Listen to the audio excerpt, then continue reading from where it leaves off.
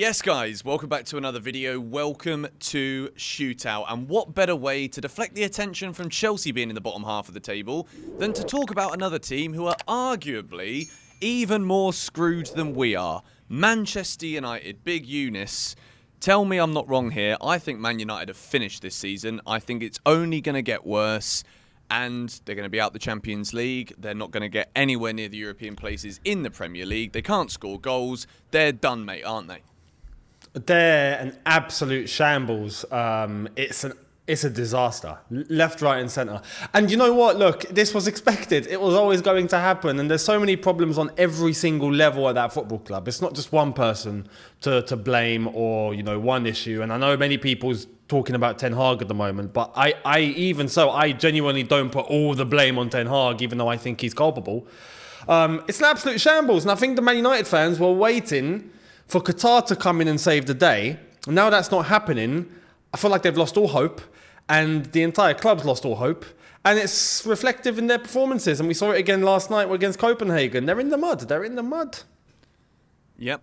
They've got you've got three massive obvious examples. Like when Man United fans probably saw Roman Abramovich take over at Chelsea, I reckon there was quite a few people that would make some comments. They then see Manchester City get taken over by Abu Dhabi. Then you got Newcastle taken over by Saudi Arabia. You look at all three of those clubs now. City are obviously title. Newcastle clearly on the up. Chelsea have been the most decorated club in the last 20 years or whatever it is. So when you look at all of that, Man United fans absolutely now have come to a point, from what I can understand and what I can see, where it's like, okay, we are the biggest club in England, as much as I hate saying it, they are. And we kind of need that money now. We need to just say, like, I don't care where it comes from. Is it Qatar? Is it some other big American investor? Whatever it may be. But we need the Glazers out of this club. And I think for English football, it's a weird one, because obviously, like, it's nice as a Chelsea fan to see Man United struggling. But, like, wouldn't it be quite cool in some way to see them be taken over by ownership that actually want to put Manchester United back at the top again? Or is that me just saying something that's completely outrageous and I should just be like, sort your own club out first and get yourselves back to the top, Chelsea? But it's like, to me, I feel like Man United kind of deserve this now, because the Glazers they've let the club rot from the inside to now the outside, which is what we see game after game on the pitch. What are your thoughts? You took the words out of my mouth there, literally. I was going to say the same thing. Man United are rotting from the inside.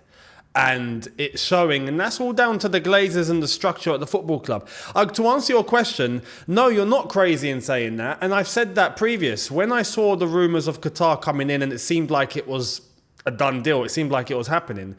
Yeah, from a Chelsea perspective, or if Arsenal fans are watching, Liverpool fans are watching, even Man City fans are watching, even though they're happy. But you'd look and go, yeah, I don't want Man United to be taken over by Qatar. But for the best of English football and for competition, I personally, from a neutral perspective, would have liked to see it happen.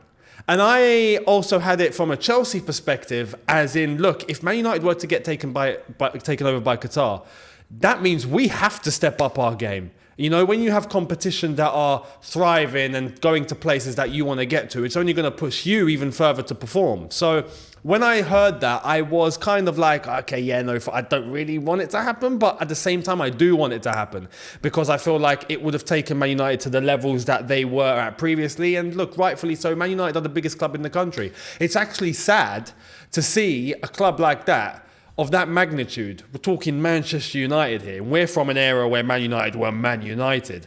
To just capitulate in the way that they're capitulating, not having won a league title in 10 years, is unheard of. And it's just getting worse. And as we've said, the Glazers, I think, are the prime suspects in why Man United have this massive downfall.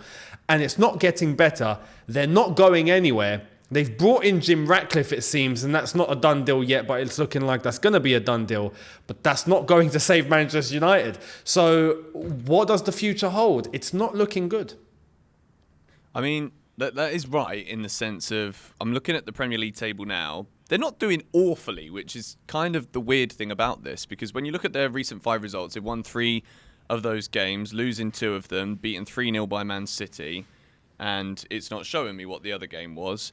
They won at the weekend, of course. They're 8th in the Premier League table. They have scored 12 goals in 11 matches, conceding 16, which, by the way, Chelsea may be 2 places below, but we've scored more than them, and we've also conceded less goals than Manchester United. When I look away from the structural ownership and why that is rotting the club from the inside to out, it's like if you look at an apple and you look at the outside and it's all a bit bruised, it's been in the fruit bowl for a while, no one wanted that Granny Smith after all, and then you cut it open, it still might look all right on the inside. But in Man United's case, the inside's rotten, and what you're watching if you're a Manchester United fan on the outside is worse than bruised. It's dead. And if you look at that game that they played last night, which is basically the stimulant for why we've recorded this video, they're beaten 4-3 in Copenhagen. And I've got to caveat here, Marcus Rashford's red card is not a red card. So as much as people might be like, why are you and Eunice being so pro Man United and you want them to do better? I'll be honest, right?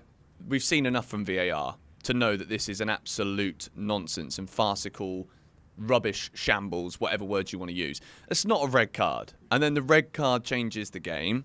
That's now 9 defeats in 17 for Erik ten Hag. And they're bottom of their Champions League group, in a group where you look at Copenhagen and Galatasaray and you think, Manchester United, no matter how badly they're playing, who's the manager, what's going on off the field, they're bottom of the group. They've got to play Bayern Munich, who win every flipping group game they're ever in whenever they're playing a group match. And they go to Turkey. Like, the two, probably the most difficult games you could have. Can you see Man United somehow salvaging their Champions League season? And if they do go out within the next month, is that curtains for their manager? Like, is that the next step for United? Is Ten Hag the problem? I'd say at the moment he's part of the problem. And he is the man in control of the situation, or maybe lack of control, you could argue. But he's the only one right now that can change the immediate future of Man United and get them performing, which right now isn't happening. So he's going to be the first one to have his head cut off, not literally. But when you're looking at the group stage and the way that it could go, there is a chance that United might still make the knockouts. There is, but they have to get a result at Galatasaray. If they don't get that result in Galatasaray, it's over. Because Galatasaray would then build up enough of a gap. Bayern Munich will definitely have already been through. They've already lost to Copenhagen. They'd be sitting bottom of the group with having to beat Bayern Munich. And even then, that wouldn't guarantee a place in the knockouts. Now, why I've said it's possible that they'll get through is because Bayern Munich could be in a position where they would already be top of the group, nothing to play for, rotate. Maybe, that gives a chance to Man United, who are going to be playing at home, to possibly get at least a narrow result against a Bayern Munich that are resting many players. So that's the only way that I see Man United possibly making it through. If Galatasaray are all guns blazing and Man United are playing the way that they're playing, and Bayern Munich come out with a full-strength team, Manchester United are out. And that's just going to be... that's going to be, I think, the nail in the coffin. For Erik ten Hag, because there's literally nothing to play for the rest of the season in that case. And Man United right now, yes, they're 8th. They're not so far off, but they keep playing like this. They will drop more points. They ain't getting top 4 or top 5. No chance. So that would be the end. I think it's just the way that they're playing. And then you also think, like, when I think about at the start of the season, when I was thinking, okay, who could be the key players for Man United? Casemiro, Martinez, I think, is an excellent defender. And I think both of them being out until after Christmas, into 2024, with those two massive must-win Champions League games and precarious form in the Premier League. Like, they've lost 5 out of 11. That's almost 50% of matches that they play in the Prem they're losing. And even when they're winning, they're scraping by. There's not been a Man United performance that I can remember for a while where I'm like, yeah, this team are really quite good, Like we were saying in the video yesterday, Bruno scores a goal, which basically, like, it could have gone anywhere, could have come off anybody, could have missed, could have gone in, and it goes in. And they've kind of been riding this wave of luck, I think. And when you look at, for example, Chelsea, we've definitely been very unlucky despite not being brilliant, but, like, you could feel that the tide is changing for some of the teams around them. Like, Brentford have won 3 matches in a row. Newcastle are unbeaten in 7. Chelsea just went to Spurs and won 4-1. We've got Nkunku coming back. You can see lights at the end of tunnels for certain teams that won't have been happy with their start to the season. Whereas for Man United, with key players being out, all of this noise in the background, people are losing faith in Ten Hag because they just lose so many matches. 9 defeats in their last 17, I think it is absolutely mental. It is. It's incredible. And the one thing that I think Ten Hag's being criticised for now is just his decision-making mid-game. And Man United have this thing where they capitulate and they're not able to hold on to what they have. Except for the Fulham game, obviously, they got to go in the very, very last minute. But normally when they're having to try and get something from a game, they have this tendency to throw it away. And then you look at the players that have been selected or the players that come on off the bench and you just think it's crazy. Manchester United have a centre-back pairing of Johnny Evans and Harry Maguire. Man United fans already have a problem with that. It's crazy that that's what they have to rely on. You got Dalot, who's playing shocking basically every week and still getting selected. There's options to come off the bench that's not really being utilised. You've got a defensive midfielder that they brought in like Amrabat, who I think should be given consistent amount of games in order to give some defensive solidity. But they're having to rely on Eriksen and McTominay as a double pivot. And you call upon players like, well, Varane's not playing, which is crazy, and that's a thing in terms of does he have a bad relationship with Ten Hag? Man United fans have been screaming for him. He's not really getting selected. Mason Mount comes off the bench. He got bought in by Ten Hag, not really playing. It looks all very confusing by Ten Hag in terms of the players he brought in and how he's actually selecting lineups and who he's bringing off the bench. It doesn't make sense. So this is where I think the criticism comes in, because when you're doing that and you're not getting the results, the blame comes onto you. So this is why I've said for a while, I just don't think Ten Hag's going to survive. I just don't. I think the writing's on the wall already. I think that when you look at all of the scandals as well that happened, like with Anthony, you've got the Sancho story as well, where he was supposed to be the main man, the number 7. He comes in. Now he can't even get in the squad, let alone anything else, and he could be going to flipping... He can't even get into the training ground. German 3rd division. They can't even get to the flipping training ground. I think Man United at the moment are the architects of their own downfall, in my opinion, and that isn't the fault of the fans. That isn't even probably the fault of the players, to be honest. I think Erik Ten Hag may just not be quite cut out for this level of management. To be able to manage Ajax and win the league and play a beautiful brand of football, that's kind of a given there. You know, Ajax have always been a beautiful team to watch. They always dominate the Eredivisie. So move into Manchester United. The problem with Man United, I think, is that with all of this chaos, I don't think Ten Hag is big enough of a character to be able to manage all of these players, because no matter what you say about the ownership, they have still spent money, but it's just been spent so poorly. And like you say, to have a centre-back pairing of Maguire and Johnny Evans in the year 2023, I think that, like you said, the writing is on the wall. I think it's just a matter of time. I personally think they're not going to get out of this Champions League group. I think Bayern will still beat them even if they play their flipping under-16s. And I think Galatasaray will also beat them in Turkey, because that is a flipping hard place to go. We've seen United do it before. Yeah. They've gone to these like chaotic grounds and somehow scraped a win. I remember PSG with the Rashford penalty. But overall, I'm actually quite happy that we've made this video to talk about another big club who are doing bad that ain't Chelsea for once, which is nice, isn't it?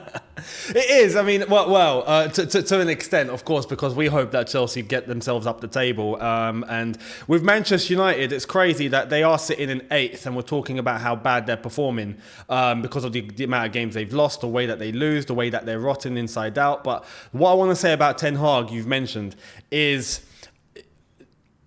I don't feel like I agree. I don't feel like he's a manager that's going to be able to compete at this level. I feel like he's a good coach. I hope people understand the difference here in terms of, you know, being able to educate young players coming through and, you know, that formation sort of stage like he had at Ajax, because Ajax are an iconic academy of world football, let's be honest, in terms of the talent that they bring through.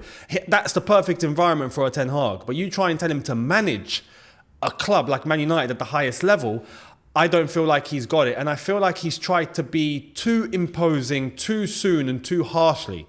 When you're looking at the personalities that he's messed up with, like you mentioned, he's messed up with Sancho. We go back, the problem he had with Cristiano Ronaldo. I feel like he's tried to just put himself, at the forefront way too harshly, way too soon, instead of trying to actually get these personalities on board and try and get them to work in your favour. That's where I feel like he's mismanaged the situation. And I think you still see it game in, game out. So, look, it's not looking good. And do I think they're going to solve their situation right now? I feel like the problems do lie at the very, very top. So even if they were to sack Ten Hag and get someone else in, there's still going to be these underlying problems that the Glazers have just put into this football club and won't disappear until they change ownership properly, which doesn't look like it's going to happen anytime soon. Nope, I'm in full agreement. Manchester United are finished. And I believe this video is also finished because we have got to record Premier League predictions for you lot tomorrow on Friday. So stay tuned to ShootOut. Make sure you subscribe if you haven't already and let us know your thoughts on United in the comments down below.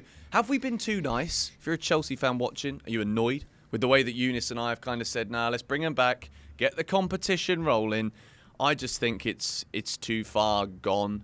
And I think the valuation of the club is wrong. I wouldn't pay £1 for it, but that's just me. Let us know your thoughts in the comments down below. Big Eunice, any final words from you before we wrap up? No, that's it, Man United fans. Let us know your thoughts. It'd be good to check out all your comments in the comments. And other non-Man United fans and everyone else, let us know where you think Man United are going to end up. And we'd love to hear it. But now on to predictions. And let's see how it's all going to wrap up. Maybe we predict a Man United win. Who knows? Be there.